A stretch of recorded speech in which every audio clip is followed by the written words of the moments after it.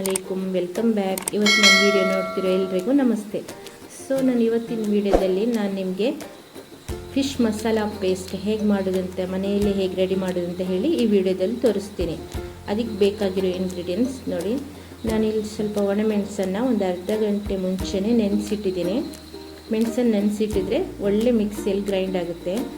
ಈಗ ನಾನು ನೆನೆಸಿಟ್ಟಾದ್ಮೇಲೆ ಸ್ವಲ್ಪ ಮಿಕ್ಸಿ ಜಾರ್ ತಗೊಂಡು ಮೆಣಸನ್ನು ಹಾಕಿ ರುಚಿಗೆ ತಕ್ಕಷ್ಟು ಉಪ್ಪು ಹಾಕಿ ಸ್ವಲ್ಪ ನೀರು ಹಾಕಿ ಗ್ರೈಂಡ್ ಮಾಡ್ಕೊಳ್ತೀನಿ.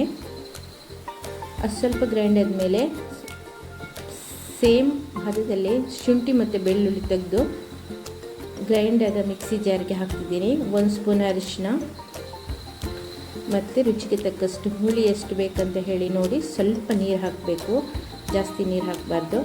ನೋಡಿ ಒಳ್ಳೆ ಪೇಸ್ಟ್ ಆದಮೇಲೆ ನೋಡಿ ಈ ಥರ ಥಿಕ್ನೆಸ್ಸಲ್ಲಿ ಇರಬೇಕು. ಇದನ್ನು ನಾನೀಗ ಒಂದು ಐಸ್ ಕ್ರೀಮ್ ಡಬ್ಬ ಏನಾದರೂ ಇದ್ದರೆ ಅದರಲ್ಲಿ ಹಾಕಿ ಫ್ರಿಜ್ಜಲ್ಲಿ ಇಡಬೇಕು.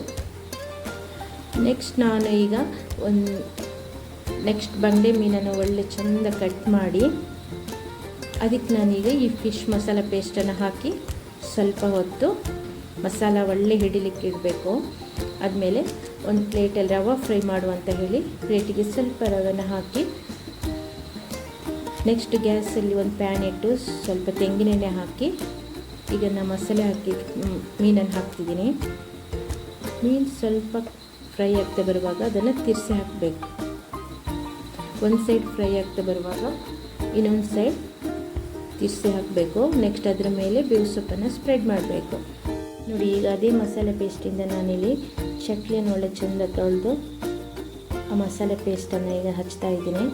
ಸ್ವಲ್ಪ ಹೊತ್ತು ಇದು ಒಳ್ಳೆಯ ಮಸಾಲೆ ಪೇಸ್ಟ್ ಹಿಡಿಲಿಕ್ಕೆ ಬಿಡಬೇಕು. ನೆಕ್ಸ್ಟ್ ಗ್ಯಾಸ್ ಮೇಲೆ ಒಂದು ಪ್ಯಾನ್ ಇಟ್ಟು ಸ್ವಲ್ಪ ತೆಂಗಿನೆಣ್ಣೆ ಹಾಕಿ ಈಗ ನಾನು ಚಟ್ಲಿಯನ್ನು ಹಾಕ್ತಿದ್ದೀನಿ. ನೆಕ್ಸ್ಟ್ ಅದ್ರ ಮೇಲೆ ಸ್ವಲ್ಪ ಬೇವು ಸೊಪ್ಪನ್ನು ಸ್ಪ್ರೆಡ್ ಮಾಡ್ತಿದ್ದೀನಿ.